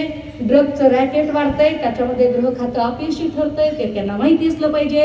महिला असुरक्षेचा प्रश्न त्यांना सोडवता आला पाहिजे. शेतकरी पीक विमा अनुदान हे प्रश्न त्यांना सोडवता आले पाहिजे. हे सगळं दिलं सोडून आणि ते बागेश्वर बाबाच्या अधीन झाले. बरं, मग असं करणारी व्यक्ती म्हणजे ते सरकारमध्ये आहेत, ते सरकार आहे आणि त्याच सरकारने डॉक्टर नरेंद्र दाभोळकरांच्या प्राणाची आहुती ज्या कायद्यासाठी झाली, अंधश्रद्धा निर्मूलन समिती म्हटलं की डॉक्टर नरेंद्र दाभोळकर हे समांतर नाव येतं. त्या डॉक्टर नरेंद्र दाभोळकरांचा जीव ज्याच्यामध्ये गेला, पण अंधश्रद्धा निर्मूलनाचा कायदा पारित झाला. तो कायदा महाराष्ट्र सरकारने, चेअर व्यक्ती नाही हा, चेअर महाराष्ट्र सरकारनेच पारित केला आणि महाराष्ट्र सरकारने जो कायदा पारित केला त्याच कायद्याच्या विपरीत महाराष्ट्र सरकारच वागत असेल तर त्याला काय बोलावं? आपण टीका करतोय का? नाही, आपण प्रश्न विचारतोय आणि तर्काला धरून विचारतोय. पण तर्काचा, विवेकाचा आणि आता चाललेल्या राजकारणाचा काही दूरपर्यंत संबंधच नाहीये. ते म्हणतात तर्काने बोलायचंच नाही. सुषमा अंधारे फक्त तर्काने प्रश्न विचारते की बाबा हे असं का करता तुम्ही, ह्याचं काय नेमकं ते उत्तरच देत नाहीत. असो, फार अवघडल्यासारखं होईल, मी जरा पुढे जाते. खबऱ्या हो, मोबाईल चालू ठेवा रे. अजून महत्वाचं सांगायचं, हा अजून महत्वाचं सांगायचं. आता जरा मेन घटनेकडे येऊया. ही सगळी प्रस्तावना होती बरं का, मेन घटना नव्हती. आता मेन घटनेतलं मला सगळी 395च्या 395 कलम सांगता येणार नाहीत, पण मी त्याच्यातली काही महत्वाची कलम आपल्यासमोर ठेवणार आहे आणि त्याची काय गरज आहे तेही सांगणार आहे. घटनेतलं पहिलं कलम हे या देशाच्या नावाच्या संबंधाने खर्च करण्यात आलेलं आहे. पुढे प्रकरण 1, प्रकरण 2 होतं. प्रकरण 3 अत्यंत महत्वाचं आहे. चॅप्टर 3 कलम 12 ते 35 मध्ये हे प्रकरण आहे. पोलीस भाऊ मला जरा सांभाळून घेतील कलम चुकलं तर, आणि वकील पण मला सांभाळून घेतील माझं चुकलं तर, कारण माझा काही तुमच्या एवढा अभ्यास नाही. कलम 12 ते 35 मध्ये सगळे मूलभूत हक्क सांगितलेले आहेत. त्यातलं कलम 12 आणि 13 हे मूलभूत हक्काच्या व्याख्येसाठी खर्च झाले. की मूलभूत हक्क कशाला म्हणायचं, तर व्याख्या सांगितली, अन्न वस्त्र निवारा याच्या इतकीच जशी तुमच्या शरीराला अन्न वस्त्र निवाऱ्याची गरज आहे, तितकंच तुमची वैचारिक वाढ होण्यासाठी काही हक्क गरजेचे आहेत आणि त्याला मूलभूत म्हटलं पाहिजे, त्याशिवाय तुमचा व्यक्तित्व विकास होत नाही.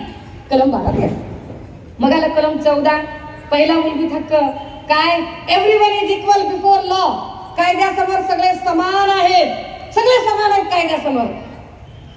अरे तिथं लिहिलंय प्रॅक्टिस मध्ये काय आहे, प्रॅक्टिस मध्ये आहेत सगळे कायद्यासमोर समान. म्हणजे बाकी दुसऱ्याचं काय मला बोलायचं नाही, पण मला एक महत्वाचं म्हणजे सहज जे माझ्या आयुष्यात किंवा जे तुमच्या माझ्या आयुष्यात रोज घडतं त्याच्या संबंधाने सांगायचंय. खरंच कायद्यापुढे समानता आहे का? साधं गणित आहे राजू. ती काहीतरी शिंदे साहेबांनी एक आशीर्वाद यात्रा काढली. त्या आशीर्वाद यात्रेत एक रॅली निघाली, रॅलीमध्ये एक जीप निघाली आणि जीपवर काहीतरी घडलं. त्याचा ओरिजिनल व्हिडिओ काय बाहेर आलाच नाही, पण जे व्हिडिओ आहे ते डुप्लिकेट व्हिडिओ आहे असं म्हणत त्याच्यावरती गुन्हा नोंद करायचं ठरलं. कुठून लेकरं उचललं. जो त्या व्हिडिओला शेअर करेल किंवा लिहिल, काहीतरी मला वाटतंय तो म्हात्रे सुर्वेंचा व्हिडिओ होता, जो त्या व्हिडिओला शेअर करेल त्याच्यावर केस टाकली आणि माणसं दना उचलली आणि म्हणले म्हणजे खऱ्याचं खोटं लबाडाचं तोंड मोठं म्हणल्यासारखं किती लेकरं उचलली तर पाक अमरावती गडचिरोली पासून कॉलेजची पोरं उचलली गेली. एकीकडे हे प्रकरण आहे, तत्काळ पोलीस कंप्लेंट लिहून घेतली, तत्काळ सगळं केलं. दुसरीकडे मी माझी एक पोलीस कंप्लेंट महाराष्ट्रातल्या सगळ्या पोलीस स्टेशनमध्ये नोंदवायला गेले आणि एकानेही ती नोंदवून घेतली नाही. Everyone is equal before law. कायद्यासमोर सगळे समान आहेत असं घटनेत सांगितलं जातंय, पण खरंच इथे कायद्यासमोर समानता म्हणून FIR लिहून घेतल्या जातात का? कायदा तसा आम्हाला ट्रीट करतो का? कायदा आम्हाला तसा समतेचा समानतेचा हक्क देतो का? अजूनही या देशातल्या तृतीयपंथीयांच्या वरती विरोध करणे किंवा तृतीयपंथीयांवरती शिवीवाचक शब्दांनी त्याचा वापर करणे हे अजून संपत नाही. खरं तर व्यक्तिप्रतिष्ठा म्हणून आपण हे सगळं जपलं पाहिजे, पण व्यक्तिप्रतिष्ठा नावाची गोष्ट अजूनही त्याला हरताळ फासण्याचा प्रयत्न होतोय. असो, कलम 15 ने सांगितले की सर्वांना समान संधी दिली पाहिजे. कलम 16 नेही सांगितलं की सर्व प्रकारची समता प्रस्थापित करण्यासाठी आपण कटिबद्ध आहोत. सगळ्यांना समान संधी देऊया. पण ही समान संधी देतानाच कलम 16(4) आलं. कलम 16(4) काय सांगते, याला एक्सेप्शनल असं म्हणतात, अपवादात्मक परिस्थिती, की सर्वांना समान संधी द्यायची आहे, मात्र ज्यांना संधीच मिळालेली नाहीये त्यांना अधिकची संधी द्यायची आहे. ज्यांना संधीच मिळाली नाही त्यांना अधिकची संधी म्हणजे काय? 1930 ला डॉक्टर बाबासाहेब आंबेडकरांनी स्टेट्स अँड मायनॉरिटीज नावाचं पुस्तक लिहिलं होतं, ज्याला संस्थाने आणि अल्पसंख्य समाज असं म्हटलं जातं. संस्थाने खूप वर गेली, अल्पसंख्याक खूप खाली. संस्थानिकांचे काही अधिकार कमी करा, ते खाली येतील. अल्पसंख्याकांना काही अधिकार जास्तीचे द्या, ते वर येतील. आणि सगळे एका लाईन मध्ये येतील. संस्थाने आणि अल्पसंख्य समाज एकसारखा होईल. या पुस्तिकेला भारतीय राज्यघटनेची पूर्वपीठिका म्हटलं गेलेलं आहे, जी पुस्तिका बाबासाहेबांनी 1930 ला लिहिली, स्टेट्स अँड मायनॉरिटीज. आता ही जी घटनेची पूर्वपीठिका आहे त्यामध्ये अजून एक वाक्य महत्वाचं लिहिलंय, त्यात असं सांगितलंय, पिढ्यानपिढ्या ज्यांचे जगण्याचे अधिकार प्रस्थापित व्यवस्थेने नाकारलेले आहेत, पिढ्यानपिढ्या ज्यांचे जगण्याचे अधिकार प्रस्थापित व्यवस्थेने नाकारले आहेत, ते अधिकार त्यांना परत देऊन. आता कोणते जगण्याचे अधिकार नाकारले आहेत? तर आपण पुराण काळापासून अनेक उदाहरणं बघतो की ठराविक समूहाला शिक्षणाची बंदी होती, त्यांना शिकू द्यायचं नाही. आपल्याला एकलव्याचं उदाहरण माहिती आहे की शिकायला लागलात तर तुमचा अंगठा काढून घेतला जाईल, blah blah blah blah blah. पिढ्यानपिढ्या ज्यांचे जगण्याचे अधिकार प्रस्थापित व्यवस्थेने नाकारलेले आहेत, ते अधिकार त्यांना परत देऊन जगण्याच्या स्पर्धेत निर्धोकपणे उतरण्याचे स्वातंत्र्य. निर्धोकपणे म्हणजे काय? धोका झाला नाही पाहिजे. म्हणजे काय? तर आपण बातम्या वाचतो अजूनही, अमुक एका समाजाचा नवरदेव मंदिराच्या पारावर गेला, मारहाण झाली. अमुक एका समाजाच्या माणसाने लग्नात घोड्यावरून वरात काढली, मारहाण झाली. अमुक एका समाजाचा, म्हणजे खैरलाजीचं प्रकरण आपल्या सगळ्यांना माहिती आहे की अमुक एका समाजाची मुलगी चांगले कपडे घालून सायकलवरून शिकायला जाते, आम्हाला पाहवलं नाही. म्हणजेच काय? जगण्याच्या स्पर्धेत निर्धोकपणे उतरण्याचे सामर्थ्य ज्यांना मिळत नाहीये, अशा लोकांच्यासाठी विशेष परिस्थिती प्राप्त करून द्यावी, त्यालाच आरक्षण म्हणावे. कलम 16(4). आणि हे सामाजिक आरक्षण सामाजिक मागासलेपणावर असावे. आता पुढे कलम 17. कलम 17 ने सांगितले, सर्व प्रकारच्या भेदभावाला प्रतिबंध केला जाईल. म्हणजे काय? गावबंदी, स्पर्शबंदी, रोटीबंदी, बेटीबंदी, लोटीबंदी, 5ही प्रकारच्या बंद्या हटवल्या जातील. कलम 17 ने सांगितले, कुणालाही गावबंदी करता येणार नाही. गावबंदी हा कायद्याने गुन्हा असेल इथून पुढे. आणि असं का सांगितलं गेलं? कारण सांप्रत काळामध्ये तत्कालीन जी परिस्थिती होती, त्या परिस्थितीमध्ये अमुक एका वर्गाने गावात यायचे असेल तर भर 12ला यावे, त्याच्या सावलीचा सुद्धा विटाळ होता कामा नये, अशा पद्धतीची मांडणी केली होती. म्हणून सांगितलं की गावबंदी जमणार नाही. दुसरं सांगितलं स्पर्शबंदी, स्पर्शाचा विचार की तुम्ही स्पर्श हा भेद पाळू शकणार नाही, हे की नाही? असा डोंट टच म्हणू शकणार नाही. एक पुन्हा एक वेगळा काळ आला, टच मी बाबा, टच मी. गावबंदी, स्पर्शबंदी, रोटीबंदी. रोटीबंदी काय? तर काही ठिकाणी आपल्याला आता ती बंद झाली, पण बऱ्यापैकी अशी काही हॉटेल्सची नावं दिसायची. शुद्ध जैन खानावळ, मराठा खानावळ, इस्लामिक बिर्याणी खानावळ, अशी नावं दिसायची. कुठल्याही खानपानावर कुणाचीही कसलीही बंदी असणार नाही. कुठल्याही हॉटेलमध्ये, खानावळीमध्ये तुम्हाला खायला जायचं असेल, if you have RuPay, pay the rupees, enjoy the food. तुम्हाला त्याच्यासाठी वेगळं काही निर्बंध असणार नाही. रोटीबंदी हटवली गेली. लोटीबंदी, लोटीबंदी म्हणजे काय? पानोठे वेगवेगळे होते स्पृश्य आणि अस्पृश्यांचे, ते पानोठे इथून पुढे वेगळे असणार नाही. आता पानोठे वेगळे असतच नाही, आता सगळ्यांना जे पाणी आहे ते सरळ सरळ पाईपलाईनने पाणी मिळतं. कुठेतरी एके ठिकाणी टाकी असते आणि पाणी कोण सोडतं तेही आपल्याला कळत नाही. कोण पाण्याची लाईन, कोण तो कॉक चालू करून जातं. कारण आता लोटीबंदी सुद्धा उठवलेली आहे. आणि शेवटची बंदी बेटीबंदी. बेटीबंदी म्हणजे काय? आंतरजातीय विवाहाला प्रोत्साहन.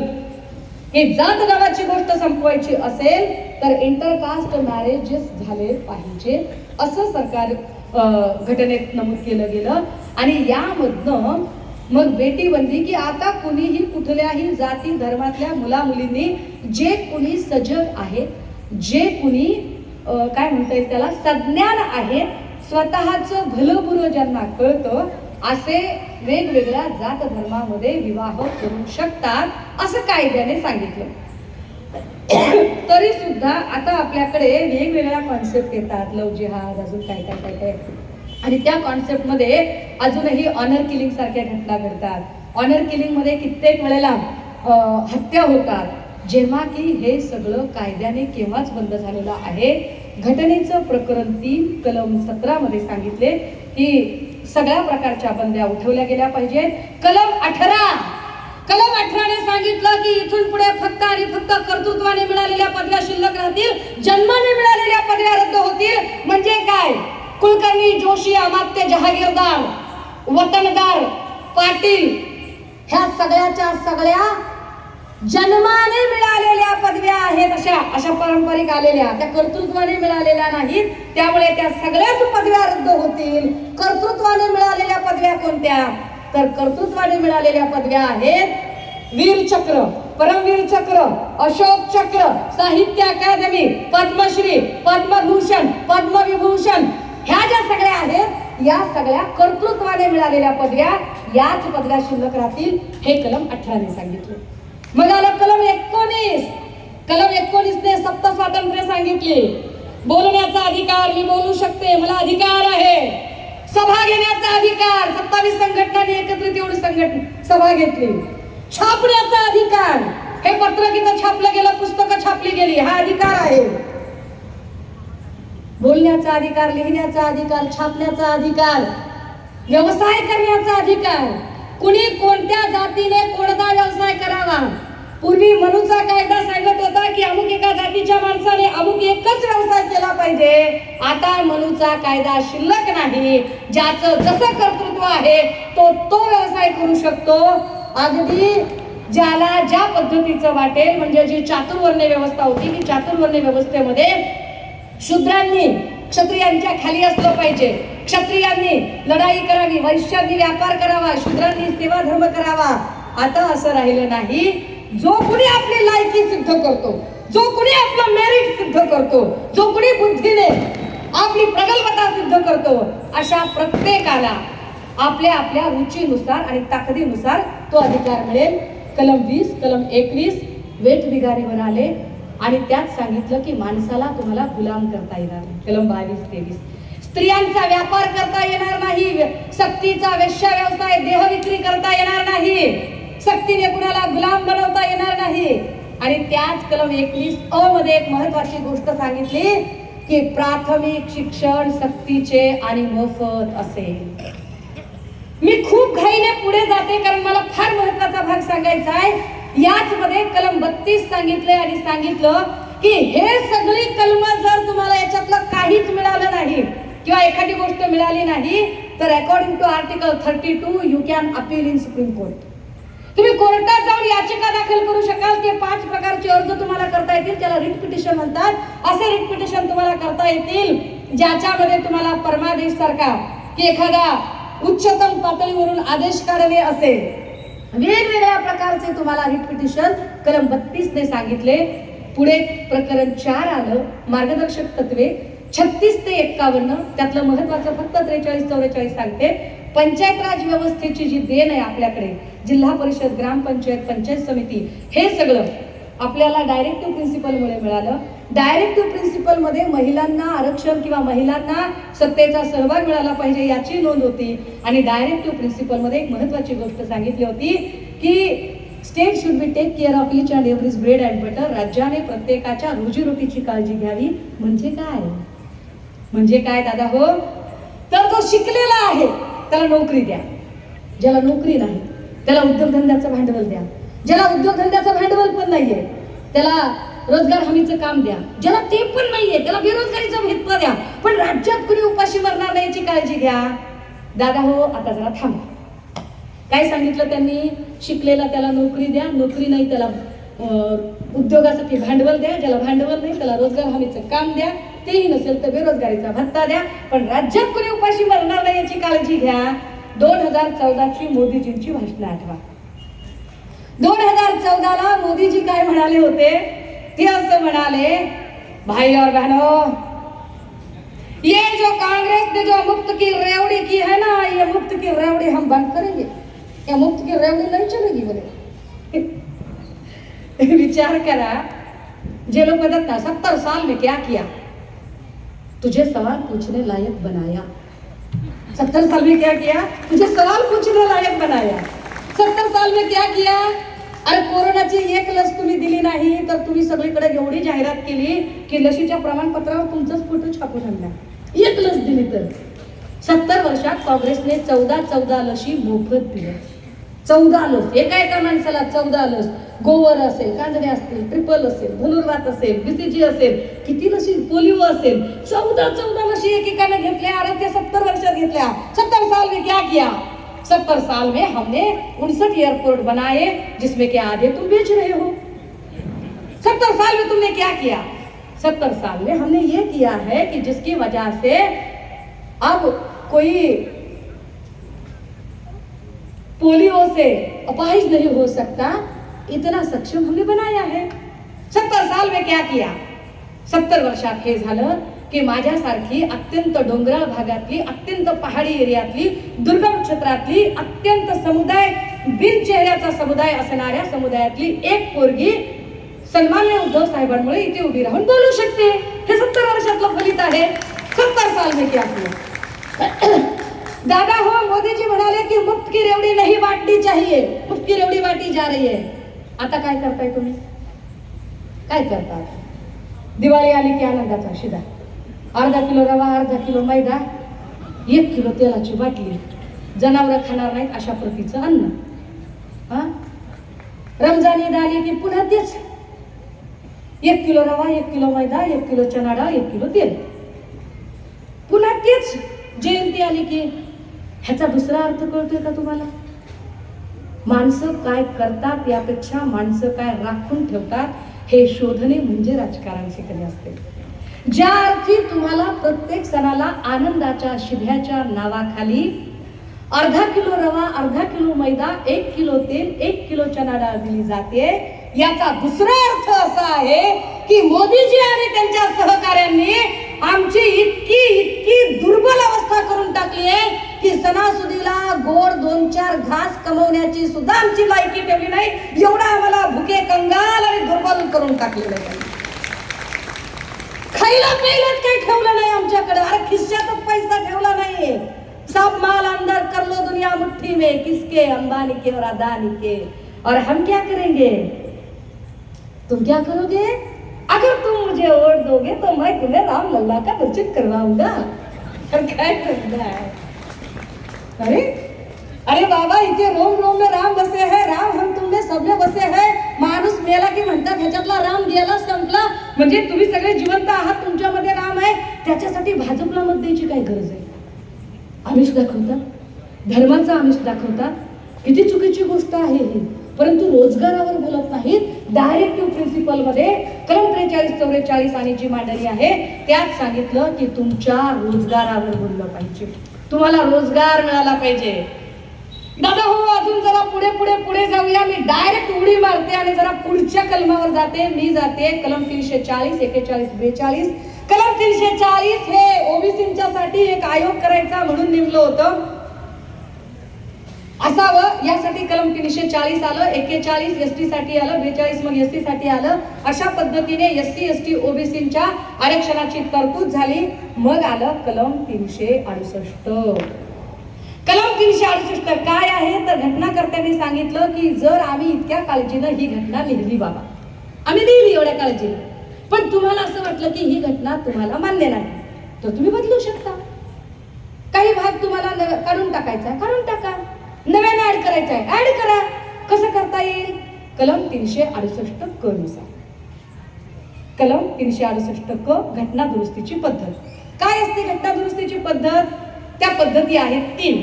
कलम 368 अ, कलम 368 ब, कलम 368 क. आता या 3 पद्धतीतली एक पद्धत नीट समजून घ्या, कारण हा खरा घटनेचा गाभा आहे. कलम म्हणजे सगळे लोक म्हणतात ना संविधान धोक्यात आहे. आमच्या आदरणीय चित्रताई म्हणाल्या संविधान धोक्यात आहे, संविधान धोक्यात आहे. धोक्यात आहे म्हणजे काय आणि वाचवायचंय म्हणजे काय करायचंय हे समजलं की आजच्या दिवसाचं सार्थक झालं. हे समजलं पाहिजे. कलम 368 अ म्हणजे साधी दुरुस्ती. साधी दुरुस्ती म्हणजे काय तर आज घडीला आपल्याकडे लोकसभेमध्ये 543 खासदारांची संख्या आहे. 543 खासदारांची संख्या ही 1971च्या जनगणनेनुसार आहे. 1971 ला आपल्या देशाची जनगणना, आपल्या देशाची लोकसंख्या ही साधारणतः 65 कोटी होती. 65 कोटीवर आपण 543 खासदार दिले. आता विचार करा आज घडीला या देशाची लोकसंख्या 130 कोटी आहे. जर 65 कोटीवर तुम्ही 543 खासदार दिले तर 130 कोटीला 1000 प्लस खासदार करावे लागतात. ही फॅक्ट आहे आणि तर न्याय होणार आहे. आता अजून जरा पुढे जाऊया. कलम 368 अ असं सांगतं की समजा 543 पैकी 200 खासदार हजर आहेत, 200 आणि त्यातल्या 101 लोकांनी यस म्हटलं तर नियम बनवू शकतो. त्याला म्हणतात साधी दुरुस्ती. कलम 368 ब काय आहे की सभागृहातल्या 543 पैकी एखादा प्रस्ताव टाकला आणि 272 खासदारांनी यस म्हणायची गरज असेल. असं कधी होतं? 2 राज्यांचे, 2 नद्यांचे, 2 धरणांचे, 2 सीमांचे जेव्हा प्रश्न असतात, उदाहरणार्थ कर्नाटक महाराष्ट्र सीमा प्रश्न आहे, बेळगावचा सीमा प्रश्न आहे, अलमट्टी धरणाचा वाद आहे, नर्मदा किंवा कावेरीचं पाणी कुणाला द्यायचं हा प्रश्न आहे, तर असे प्रश्न हे कलम 368 ब ने सुटतात. कारण सभागृहात 272 खासदारांची दुरुस्ती लागते. आणि तिसरं काय आहे? कलम 368 क म्हणजे काय? तर अतिविशेष दुरुस्ती. अतिविशेष म्हणजे काय? तर वर 543 पैकी किमान 272 खासदारांनी यस म्हटलं पाहिजे आणि खाली जे आपली 35-36 राज्य आहेत त्यातल्या निम्म्यापेक्षा अधिक घटक राज्यांच्या असेंब्लीने, अर्थात आमचे जे राजेंद्र दादा सारखे जे माणसं आहेत अशा सगळ्या अर्ध्या अधिक आमदारांनी यस म्हटलं पाहिजे तर दुरुस्ती होऊ शकते. त्याला म्हणतात अतिविशेष दुरुस्ती. आता ही अतिविशेष दुरुस्ती कधी करतात? ही पद्धत कधी असते बरं? तर ही पद्धत असते दादा हो जेव्हा घटनेची चौकटच बदलायची असते तेव्हा. आता घटनेची चौकट कशाला म्हणतात बरं? चौकट कशाला म्हणायचं? हा एक कागद आहे, याला 4 कोपरे आहेत. चौकट कशाला म्हणायचं घटनेची? तर हे 4 नियम सांगितले. कुणी सांगितले?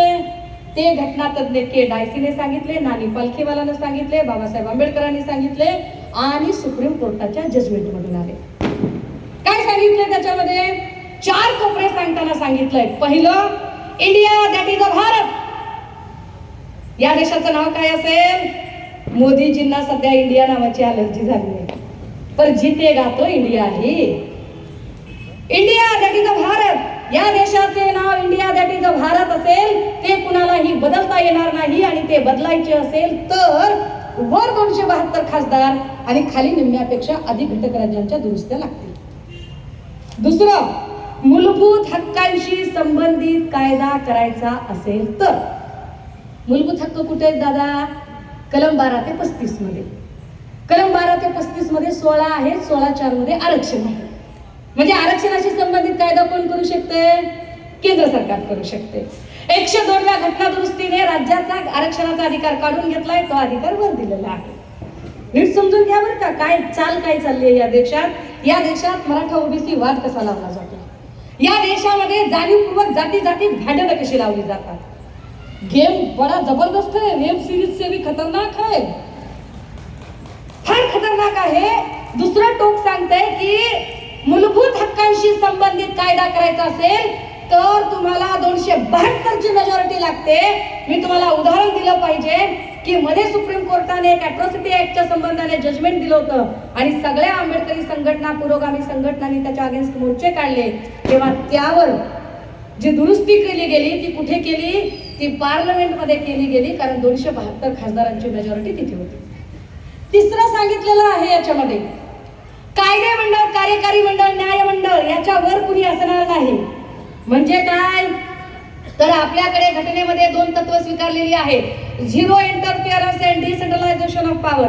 सत्तेचे विकेंद्रीकरण आणि अहस्तक्षेपाचे तत्व. सत्ता कुणा एकाच्या हातात असणार नाही, सत्ता तिघांच्या हातात असेल. कोण असतील तिघं? कायदे मंडळ म्हणजे सगळे खासदार, कार्यकारी मंडळ म्हणजे पंतप्रधान आणि मंत्रिमंडळ, आणि न्याय मंडळ म्हणजे supreme court, high court, session court, district court, सगळे कोर्ट आले खाली.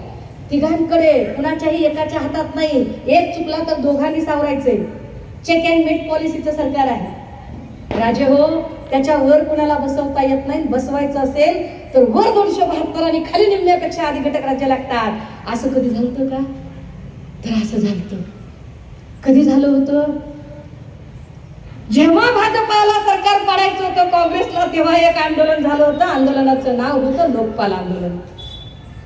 आंदोलनाचे प्रणेते होते अण्णा हजारे असं सांगत होते की लोकपाल आलो पाहिजे. लोकपाल का आलो पाहिजे तर राजीव गांधींच्या काळात एक आयोग झाला होता. आयोगाने सांगितलं होतं वर 1 रुपया मंजूर केला तर खाली 15च पैसे येतात. 85 पैशाचं काय होतं कळत नाही. 85 पैशाचा शोध लावण्यासाठी लोकपाल नावाची यंत्रणा असली पाहिजे. का असली पाहिजे तर स्वीडन नावाच्या देशामध्ये ॲम्ब्युड्समन नावाची कल्पना आहे. ॲम्ब्युड्समन म्हणजे लोकहिताचं रक्षण करणारा लोकपाल. तो आपल्याकडे पण असला पाहिजे. पण कसा असावा तर अण्णा हजारे काय म्हणले लय इंटरेस्टिंग वेब सिरीज लयच इंटरेस्टिंग. अण्णा हजारे म्हणले नाही लोकपाल असलंच पाहिजे. उपोषणाला बसतो मी थोडं पाणी पितो. अण्णा हजारे म्हणले नाही जमत म्हणले लोकपालच करायचंय. कसं करायचं लोकपाल म्हणले सगळ्या खासदारांची चौकशी करायचा अधिकार लोकपालाला द्या. बर म्हणले पंतप्रधान आणि मंत्र्याची बी चौकशी करायचा अधिकार लोकपालाला द्या. बर आणि म्हणले सगळ्या न्यायाधीशांची पण चौकशी करायचा अधिकार लोकपालाला द्या. आता तुम्ही विचार करा घटना सांगते की तिघांच्या वर कुणी बसवायचं नाही आणि अण्णा म्हणतात की तिघांची चौकशी करायचा अधिकार लोकपालाला द्या. मग लोकपाल कुठे बसवावं लागेल. लोकपाल तिघांच्या वर बसवावा लागेल आणि लोकपाल तिघांच्या वर बसवायचा म्हणजे दुरुस्ती 272 खासदार आणि खाली निम्म्यापेक्षा अधिक घटक राज्यांची करावी लागेल जी शक्य नव्हती त्या काळामध्ये. आणि त्यांनी खूप प्रयत्न केले अध्यक्षाच्या देश ढवळला पण ते झालं नाही. म्हणजेच काय मी असं म्हटलं की या देशाचं नाव बदलता येत नाही. मूलभूत हक्काशी संबंधित कायदा करता येत नाही. तिसरं कायदे मंडळ कार्यकारी मंडळ न्याय मंडळ याच्यावर कुणाला बसवता येत नाही. आणि चौथं जे 3 गोष्टी सांगितल्या त्यात तुम्हाला बदल करता येत नाही. घ्या आता दंता ह्याच्यात तुम्हाला बदल करता येत नाही. ह्याला म्हणतात घटनेची चौकट. ही चौकट इथे नेमून ठेवलेली आहे. आता प्रश्न असा निर्माण होतो की भाजपा आपल्या सोयीचे कायदे आणताना काही कायदे अशा पद्धतीने आणते जे कायदे आपल्या पिढ्यांना घातक ठरणारे कायदे आहेत. त्यातला एक महत्वाचा आता त्यांनी एक टूम काढली आहे. हम 1 नेशन 1 इलेक्शन करेंगे. 1 नेशन 1 इलेक्शन म्हणजे काय. अरे जर घटनेत सांगितलंय की सत्ता कुणा एकाच्या ठाई नसेल, सत्ता सगळीकडे विभागलेली असेल, सत्ता पार्लमेंटमध्ये असेल, सत्ता असेंब्लीमध्ये असेल, सत्ता महापालिकेत, नगरपालिकेत, नगर परिषदेत, पंचायत समितीमध्ये, जिल्हा परिषदेमध्ये, ग्रामपंचायतीमध्ये सगळीकडे सत्ता विभागली असेल आणि भाजपा म्हणते एकच इलेक्शन घ्यायचं. म्हणजेच काय पार्लमेंटरी डेमोक्रेसी कडून प्रेसिडेन्शियल डेमोक्रेसीकडे आणण्याचा प्रयत्न चालू आहे. संसदीय लोकशाहीकडून अध्यक्षीय लोकशाहीकडे नेण्याचा प्रवास की एक अध्यक्ष करायचा, हुकुमशहा सुरू करायचा आणि मग खाली कुणालाच विचारायचं नाही. असं झालं तर तुमच्या अधिकारांचं काय. तसंही आता तरी तुमच्या अधिकारांचं काय चाललंय. अरे या देशात गाय मेली तर दंगली होतात, कापाकापी होते.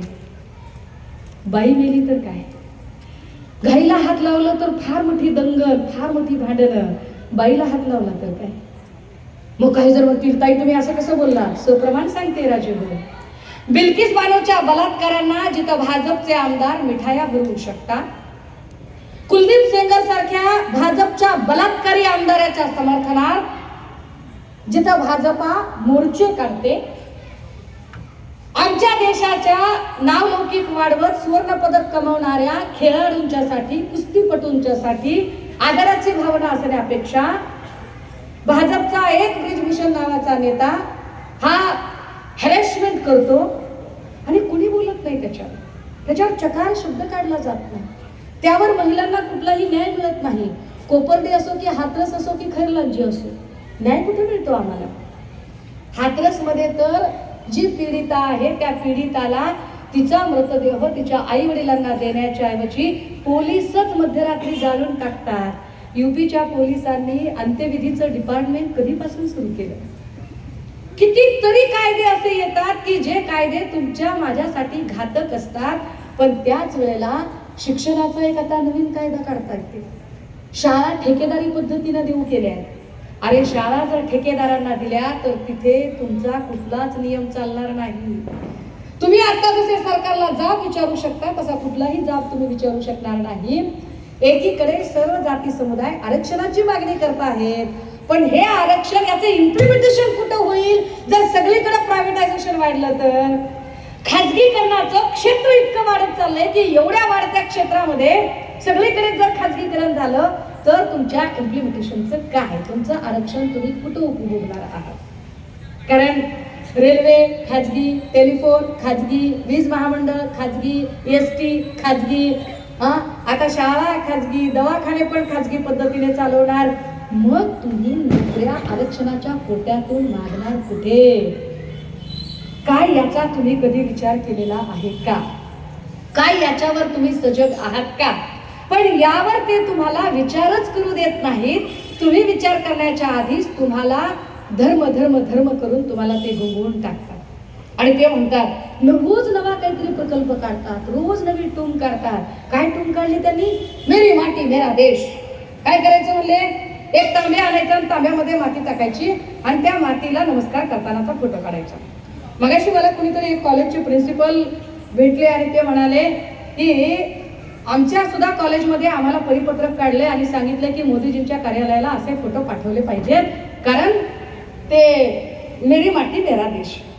कशासाठी मेरी माती मेरी देश? कशासाठी? आणि ते कुणाला सांगतायत? ज्या मोदीजींनी ही टूम काढली आहे त्यांना खरंच देशभक्ती समजते का? कारण देशभक्ती समजत असेल तर त्यांना समजलं पाहिजे की इंदिरा गांधी असतील किंवा राजीव गांधी असतील यांना असे मेरा माटी मेरा देशचे नकली कार्यक्रम करण्याची गरज पडली नाही, कारण त्यांचं रक्त या मातीत शब्दशः मिसळलं. तुम्ही एखादा अग्निपंख अग्निशिखा नावाचं एखादं काहीतरी योजना काढता आणि इथल्या सैनिकांच्यासाठी कंत्राटी भरती काढता. तुम्हाला काय कंत्राटी भरतीचं ते महत्व कळणार आहे? तुम्हाला सैनिकांचं महत्व काय कळेल? कारण त्या सैनिकांमध्ये किती तुमची बटालियन असते, जशी महाराष्ट्राची बटालियन आहे, पंजाबची बटालियन आहे, जशी ह्या सगळ्या बटालियन आहेत आणि हे सगळे जण लढतायत, किती तोल तुमचे लढत आहेत. कारण तुमची माणसं सगळी व्यापारात व्यस्त आहेत, आमची माणसं लढतात, आमची माणसं सीमेवर जातात. त्यामुळे आम्हाला मेरा माटी मेरी माटी मेरा देश सारखे डुप्लिकेट कार्यक्रम करण्याची गरज पडत नाही, अशी आम्हाला देशभक्तीची नाटकं करायची गरज पडत नाही. राजे हो, देशभक्ती ही काही दाखवण्याची गोष्ट नाही. माझं माझ्या देशावर प्रेम आहे हे मी तुम्हाला का सांगू? बंधन आहे तुमचं, बंधन आहे. वंदे मातरम म्हणला नाही तर कापून काढी मार का? कशासाठी? माझ्या आईवर माझं प्रेम आहे, मी तुला का सांगायचं? सांगतो आपण आपल्या आई सोबत जर बाजारात चाललो तर आपण ओरडतो ये मेरी माँ है इससे मुझे मोहब्बत है, ओरडतो आपण. अरे मोहब्बत वो दिलों का जज्बा है, वो सिर्फ जो लफ्जों में बयां नहीं किया जाता वो महसूस किया जाता है. तो महसूस करना पाहिजे ना. तुम्ही कुठून काढली ही टूम कि ये वर्क करना पड़ेगा, इस देश में रहना है तो ये करना पड़ेगा, इस देश में रहना है तो वो करना पड़ेगा? तुम्हारे बाप का है, तुम्हारे बाप का है. अरे आम्ही आदिवासी आहोत, आम्ही मूल निवासी आहोत, आम्ही या देशाचे मालक आहोत, बाहेर कुणी आलेले नाही आहोत. आम्ही या देशातली माणसं आहोत. आणि होय, आमच्यावर रुबाब करून सांगणाऱ्या कुठल्याही पुढाऱ्यापेक्षा आम्ही जास्त प्रामाणिकपणे टॅक्स भरणारे लोक आहोत. आम्ही घरपट्टी भरतो, आम्ही नळपट्टी भरतो, आम्ही पाणीपट्टी भरतो, आम्ही रोड टॅक्स भरतो, आम्ही टोल टॅक्स भरतो, आम्ही सगळे नियम पाळतो, आम्ही वाहतुकीचे नियम पाळतो, आम्ही डाव्या कडेने गाडी चालवतो, आम्ही कायद्याची सगळी चौकट पाळतो, आम्ही 10च्या आत सभा सुद्धा संपवतो, आम्ही नियम पाळतो. कुठल्याही पोलिसाला मायबापाच्या इमानदारीनं शोधून काढावं, मेंदू थकून जाईल. जरी तुम्हाला ऑर्डर असल्या की काही चुकीचं बोलती का, सापडती का, तुम्हाला आयला सापडतच नाही. किती वेळ झालं बघायला, सापडतच नाहीये. कशाचं सापडत काय नाही? आधीच सांगितलं, कायदा माझ्या बापाला दिला. सांगा, बडे फक्र असेल.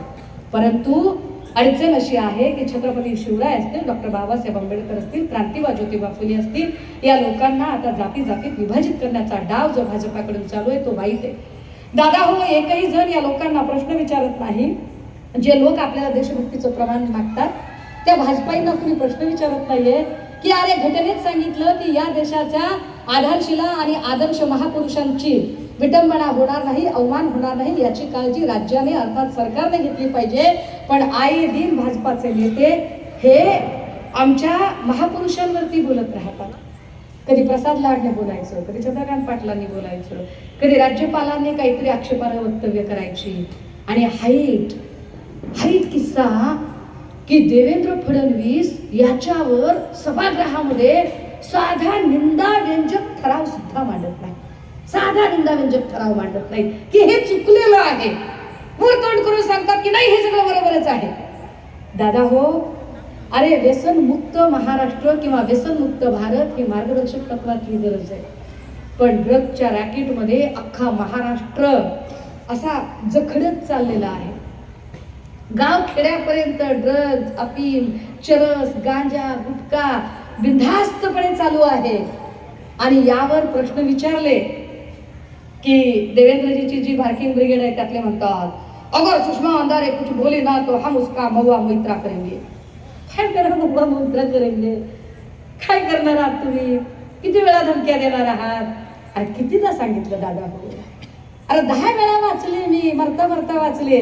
मिळालेली लाईफ माझ्यासाठी बोनस लाईफ आहे. मला असं वाटतंय एवढ्यांदा वाचले म्हणजे माझ्या हातून काहीतरी चांगलं काम होण्यासाठी वाचलेली आहे. आणि चांगलं काम काय आहे तर ह्या देशाचं संविधान वाचवायचे. पुन्हा एकदा संविधानावर येऊ.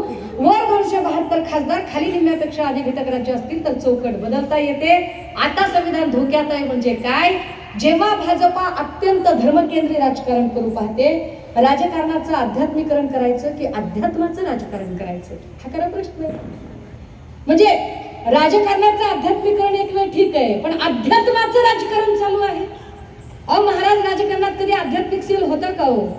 राजकारणात आध्यात्मिक सेल काढलाय लोकांनी. आता तुषार भोसलेला काय वारकरी संप्रदायातलं कळत असेल, काय ढेकलं कळतंय त्याला, त्याचा आध्यात्मिक सेल काय वाटतील त्या पद्धतीने राजकारण चालू आहे.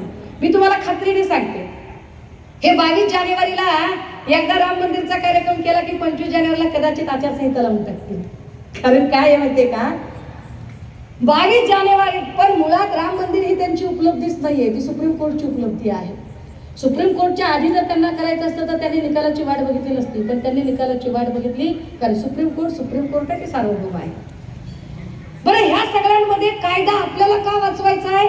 कारण जो कोणी बोलतो यांच्या विरोधात, त्यांच्या विरोधात लगेच ते ईडी, सीबीआय, इलेक्शन कमिशन लावतात, लगेच त्याचं क्रिमिनल रेकॉर्ड तपासतात. आता माझ्या बोलण्याला विपर्यास करत मी काय अमुक एका जातीचा द्वेष करते किंवा द्रोह करते अशा पद्धतीच्या पोस्ट फिरवायला सुरुवात केल्या. मी पोस्टचे बघितले, अकाउंट बघितले, कोण कोण आहे, भाजपचा, मनसेचा, काय ते आम्ही ज्या ज्या गद्दार गँगच्या इलाक्यात जाऊन सभा घेतले त्यांचा, ही सगळी लोक. अरे काय धंदा चाललाय?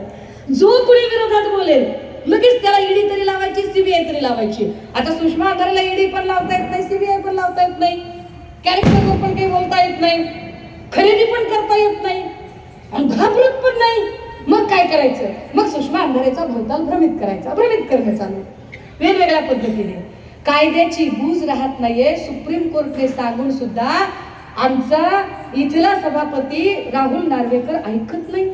सुप्रीम कोर्टचं म्हणणं नार्वेकर ऐकत नाही. मला आता तर राहुल नार्वेकरांना बघितलं की दामिनी पिक्चर मधला ॲडव्होकेट चड्डा आठवतो. तारीख पे तारीख ॲडव्होकेट चड्डा छटकना फुलच्या. पण आणि या सगळ्यांच्या मध्ये दामिनी कोण आहे माहितीये का? दामिनी आपण, जे उघड्या डोळ्याने लोकशाहीचं वस्त्रहरण बघत आहोत. दुर्बल आणि असहाय्य आपण काहीच करू शकत नाही. आपली मरमर खूप आहे, तळमळ खूप आहे, धडपड खूप आहे की हे वाचलं पाहिजे, हे जगलं पाहिजे, हे टिकलं पाहिजे. पण आपली अवस्था दामिनीसारखी आणि ॲडव्होकेट चड्डासारखे लोक मात्र मस्त व्हाल. काय करायचं राजे हो त्यांचं? मग हा देश का वाचवायचा आहे? संविधान धोक्यात आहे म्हणजे काय? तर असं आहे त्याचं गणित राजे हो, की आज घडीला 272 खासदार म्हणजे ऍब्सोल्यूट मेजॉरिटी जी 368 साठी लागते. आज घडीला भाजपकडं लोकसभेमध्ये 272 नाही, त्याच्यापेक्षा जास्त 300 पेक्षा अधिक खासदार आता भाजपकडे आहे. आणि राज्यसभेमध्ये सुद्धा त्यांच्याकडे 100 एवढे खासदार आहेत. म्हणजे ते मेजॉरिटीच्या दिशेने आहेत. आता ही मेजॉरिटी जर अशीच वाढत गेली तर ते वाटेल तो कायदा, अगदी घटना सुद्धा बदल करण्याचा कायदा करू शकतात. मग त्यांना अडवायचं कसं? तर त्यांना अडवायचं असेल तर ते बॅलेट बॉक्स मधनच अडवावं लागतं. ते कसं तर एक एक घटक राज्यातली ती मेजॉरिटी कमी करावी लागते, तर राज्यसभेतली मेजॉरिटी कमी होते. आणि म्हणून एका एका घटक राज्याचं इलेक्शन हे प्रचंड महत्वाचं आहे, कारण तुमचं एक एक मत हे या देशाच्या संविधानाला वाचवण्यासाठी गरजेचं ठरणार आहे. हा सगळा खेळ, हा सगळा पट जर नीट समजून घेतला आणि हो त्याच सोबत ईव्हीएम वर सुद्धा बोलावं लागेल. इलेक्शन वोटिंग मशीन वरती बोलावं लागेल, आवाज उठवावा लागेल. आता ते असं म्हणतात कि इतनी बड़ी आबादी के देश में इतने बड़े वोट हम कैसे गिनेंगे. पण या जगातले जेवढे म्हणून प्रगत देश आहेत त्या सगळ्यांनी ईव्हीएम बंद केलेले आहे. त्यामुळे भारतात ईव्हीएम बंद व्हायला हरकत नाही. पण भारतात जेव्हा म्हणत आहेत कि इतने बड़े देश में हम वोट कैसे गिनेंगे, तो हम उनको पूछ रहे हैं कि नोटबंदी के उस दौरान आपने कितने सारे लोगों के नोट गिने. 130 कोटी देश, अरे एका एका माणसाच्या करोडो करोडो नोटा मोजल्या ना तुम्ही. जर तुम्ही करोडो करोडो नोटा मोजू शकता तर 130 कोटी लोकांच्या देशामध्ये 70-80 कोटीचं मतदान मोजायला काहीच हरकत नाही.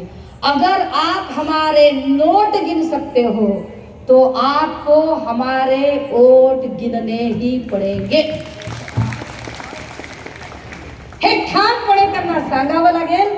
आणि लोकशाहीची बूज राखण्यासाठी आम्ही जात आणि धर्म बघण्यापेक्षा जो लोकप्रतिनिधी आमच्यामध्ये मिसळतो, आमच्या कुठल्याही सुखदुःखाच्या कार्यक्रमात असतो, जो अजिबात कुठल्याही प्रकारे आमच्यापासून अंतर राखत नाही, तो आमच्यात मिळून मिसळून राहतो, आमचे प्रश्न आम्ही त्याला सहज सांगू शकतो, जो आमच्यासाठी ऍक्सेसेबल आहे, त्याचा ऍक्सेस आहे आमच्यासाठी, आणि जो माणसातला देव समजणारा आहे. माणसाचे प्रश्न सोडवले म्हणजे खऱ्या अर्थाने देव आणि धर्माची आराधना करणे असं ज्याला वाटतं, अशी माणसं आता आपल्याला पार्लमेंट आणि असेंब्लीमध्ये पाठवावी लागतील. ती कशी पाठवायची ती तुम्ही ठरवा. पण त्याचबरोबर ऍब्सोल्यूट मेजॉरिटी जर केंद्राकडे आहे तर जाता जाता माझ्याकडून राहून जाईल, आरक्षणाचा जो वाद सध्या महाराष्ट्रात चालू आहे तो सगळाच्या सगळा वाद हा केंद्राकडूनच सुटू शकतो, कारण ऍब्सोल्यूट मेजॉरिटी त्यांच्याकडे आहे. जर खरंच इथल्या सगळ्या आरक्षण त्यांची इच्छा असेल की हा वाद सुटावा, तर या सगळ्यांनी मिळून मुख्यमंत्री शिंदे साहेब, उपमुख्यमंत्री पवार आणि फडणवीस या तिघांना सांगावं लागेल की तुम्ही स्टेट असेंब्लीमध्ये रिझोल्युशन पास करा, ठराव पारित करा, तो ठराव तुम्ही केंद्रात पाठवा आणि केंद्राने त्यावर स्पेशल अधिवेशन बोलवावं.